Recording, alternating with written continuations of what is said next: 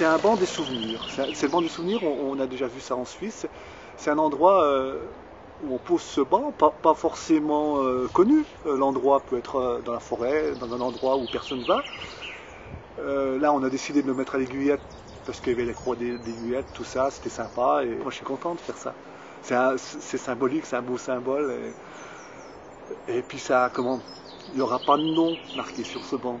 En fin de compte, les gens s'assiront, pourront penser à un parent, à un enfant, à quelqu'un qui est mort en montagne.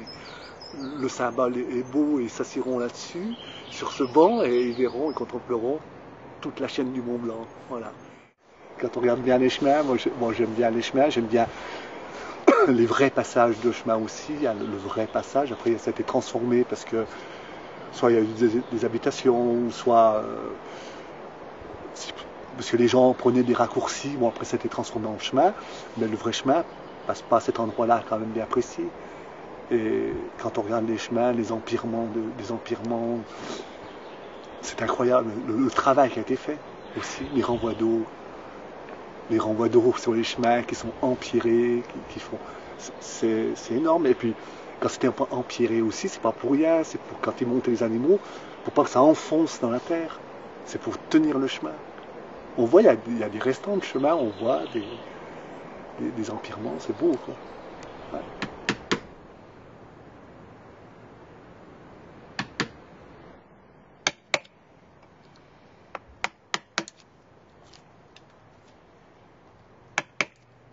J'ai appris sur, comment on peut dire, avec mes grands-parents, voilà, avec mon grand-père, quoi. J'ai appris comme ça, mais après tout seul, en faisant des choses, quoi. J'ai appris en faisant. Puis j'aime bien l'objet fini. Et puis quand c'est fini, je suis assez content, quoi. Voilà. Comment t'expliquer ça. Je vais à la montagne. Comment j'aime la montagne, si tu veux, j'aime la montagne. Je vais à la montagne. Il y a des inconvénients de vivre à la montagne. C'est difficile au point de vue climat. L'hiver, c'est pas facile. Mais par contre, j'en profite de la montagne. C'est ce que je veux dire. Voilà. Je profite de la montagne en grand, le plus possible. Voilà.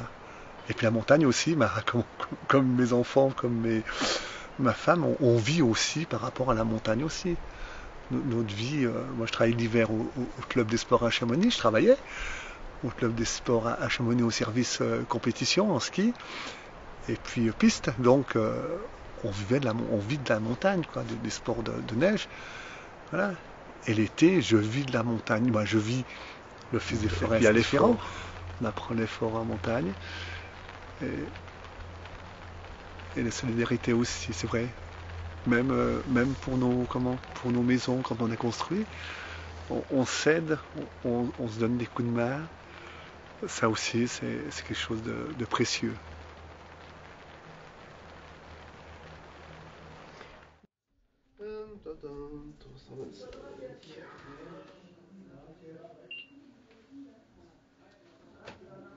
Et voilà, 4,70.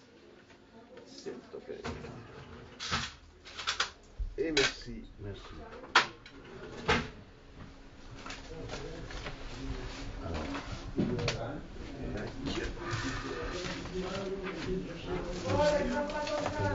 Ouais, j'arrive. 1 euro, s'il te plaît. Tiens. Comme ça.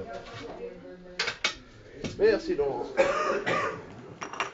C'est ouvert, Charamillon, l'été? Non, mais les alpages? Ah bon? Nous, on se lève le matin, on regarde les montagnes. Nous. On sait à peu près le temps qu'il va faire dans la journée en regardant les montagnes. Si c'est rouge le matin sur l'île d'Oria, sur le Rep, on sait que le soir il pleut. Le soir c'est rouge sur la Suisse, on dit bah, demain il fait beau. La vitesse des nuages et tout. Et nous les montagnes, moi je la regarde. À chaque fois que l'on va dehors, on regarde, c'est normal. Après le Valorcin, la montagne, il a toujours une paire de jumelles à proximité. Moi j'ai toujours une paire de jumelles au bar. et on regarde, on observe beaucoup. Valorcine, c'est quand même assez jeune comme commune. On est quand même d'origine Malzère. Et les gens à Valorcine, on a toujours dit qu'un Valorcin, il est autodidacte. Valorcine, ils ont défriché, ils sont arrivés, c'était donc les colons Malzère, ils sont arrivés, ils ont été se mettre à Lauria, après ils ont défriché en bas. Ils ont toujours fait leur maison. Et je pense que cet héritage, on l'a de se débrouiller par nous-mêmes, d'essayer de faire le plus possible. Nous, une maison, bon, après on est obligé de prendre des entreprises, mais on est quand même assez manuel.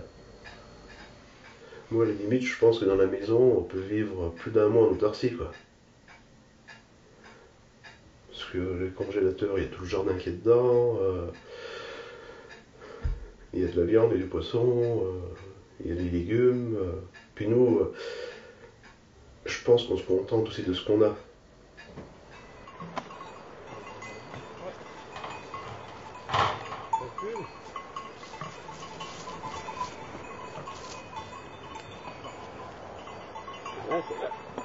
Attends, où on est là? Au rucher de la Dîme. Avec mes deux acolytes ou alcooliques, ça dépend qu'on dit, parce qu'on est une société apicole, comme son nom l'indique.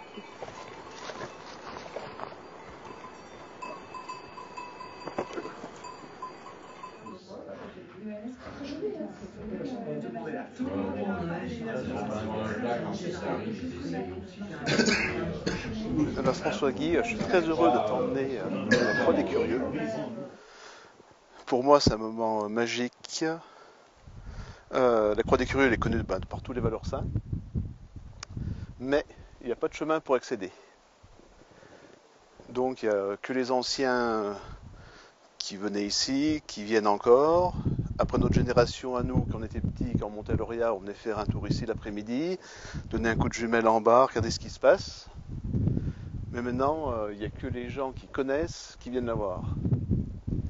Et en 2013, la croix, elle tombait un peu à l'abandon, elle était pourrie. Je crois qu'il y avait plus de 50 ans, 60 ans qu'elle était ici.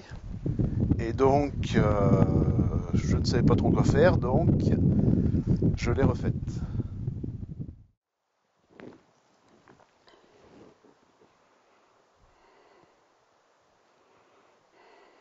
Là-bas au fond, il y a la neige. On voit Montfort où on va skier l'hiver. En face, l'Aiguille du Tour, le Chardonnay, la Verte, les Drus, la Dent du Géant, les Aiguilles de Chamonix, le Mont Blanc. Et après, on revient chez nous, les Aiguilles Rouges, Col de Bérard,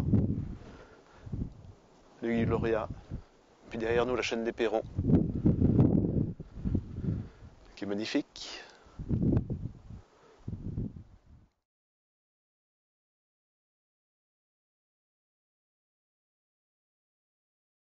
Quand j'ai vu le 7, je me suis dit, aïe, cette fois c'est sérieux. Hein.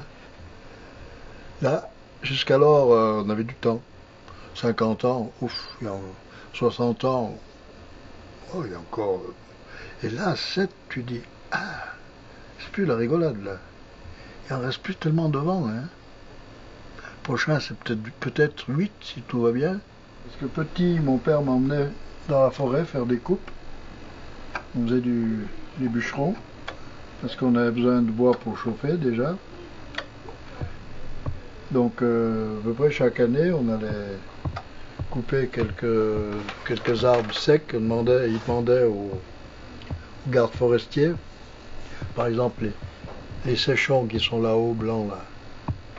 Si c'était encore à cette époque-là, mon père aurait demandé à Pinault, dis donc, tu m'autorises à...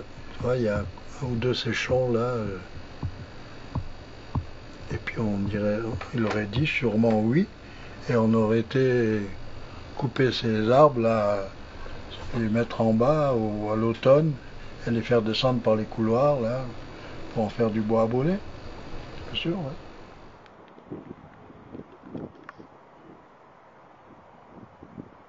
Oui, bien sûr, on avait une vache, 2 vaches. Ouais. Et c'était mon père surtout qui s'en occupait. Enfin, j'aidais à faire les travaux agricoles, bien sûr. Les foins, tout ça, porter les fagots. Mais j'étais pas vraiment un agriculteur. Enfin, j'aimais les vaches, c'est pas que je les aimais pas, j'aimais les vaches, les chèvres qu'on avait. Mais quelque chose me disait que ça pourrait pas survivre longtemps. Parce que on se rendait compte quand même que la vie était en train d'évoluer à vitesse grand V. Hein. Ça arrivait dans les maisons qui avaient un peu d'argent pour le faire, la machine à laver, la télévision. On sentait bien, gamin, puis on voyait bien, il y avait des touristes l'été. Enfin, bon, ça bougeait quand même déjà un petit peu. En 79, là, j'ai fait l'atelier et puis je me suis mis à mon compte artisan. Puis je continue, en même temps, je faisais la saison d'hiver en tant que moniteur. Donc l'hiver, j'étais pas à l'atelier. Mais j'ai fait pas mal de meubles un peu partout par là à travers dans la région. On aime la rencontre, on aime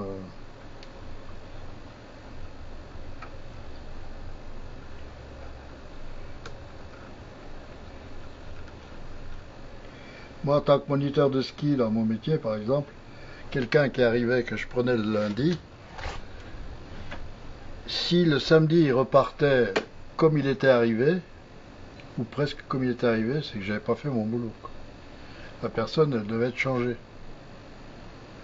Sinon, il n'y a pas d'intérêt. C'est pas uniquement passer à la caisse, point à la ligne, pas du tout. Donc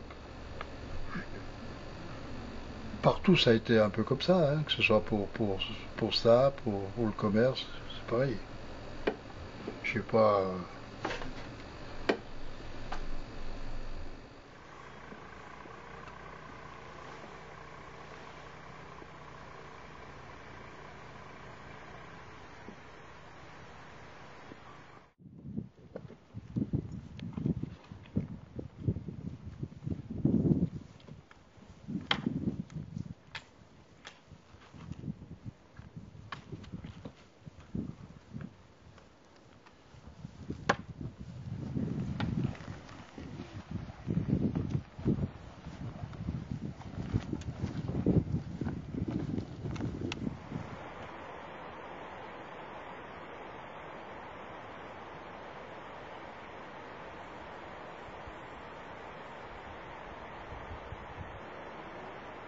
Parce que dessous, ça va être brûlant. Ah, ça a une bonne odeur, hein. C'est bon. Avec quoi tu fais ça? C'est secret? Non, c'est même pas une de mes compositions, c'est des yogités, enfin des trucs qui existent. Il y a deux machins qu'on met dans le pain.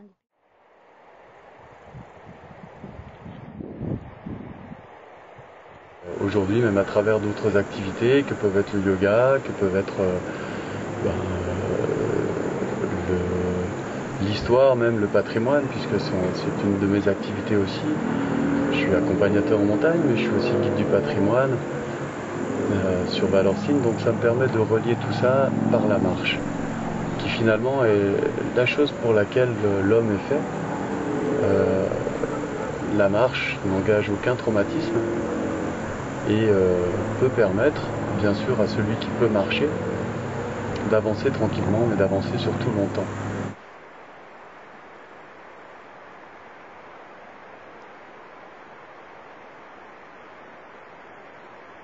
J'ai passé beaucoup de moments seul en montagne. Des gens de mon âge, certains fréquentaient la montagne, mais ils n'allaient pas très loin. Et rien que d'aller quelque chose qui est classique aujourd'hui, d'aller au col de la Terrasse, d'aller dans la vallée de Trélézeau, c'était un peu le fleuron. Nous on prenait un piolet, il y avait de la neige. On avait les consignes qu'il fallait faire très attention et que c'était des endroits escarpés, que beaucoup d'accidents et c'était déjà passé là-haut. Et que de rencontrer quelqu'un là-haut, c'était pas gagné. C'est pas la montagne qui tue les hommes, c'est les hommes qui se tuent en montagne. Petit à petit, mon parcours en fait m'a amené à me questionner. Alors bien sûr sur la montagne, sur l'apprentissage, je parlais des plantes, des roches, de cette belle nature, de cette biologie. Ou de cette géobiologie, en tout cas, géo étant tout ce qui touche à la terre. Et puis en fait, mes années faisant, et puis notre société faisant, petit à petit on se pose des questions sur soi, sur ses comportements, c'est aussi l'évolution de la vie, hein, tout simplement, et puis on va faire ce qu'on appelle avec un grand mot aujourd'hui du développement personnel. Alors, à travers des questionnements sur soi, eh ben, au départ, on cherche des réponses, tout simplement. Et finalement, peu importe les réponses, c'est les questions qui sont le plus importantes.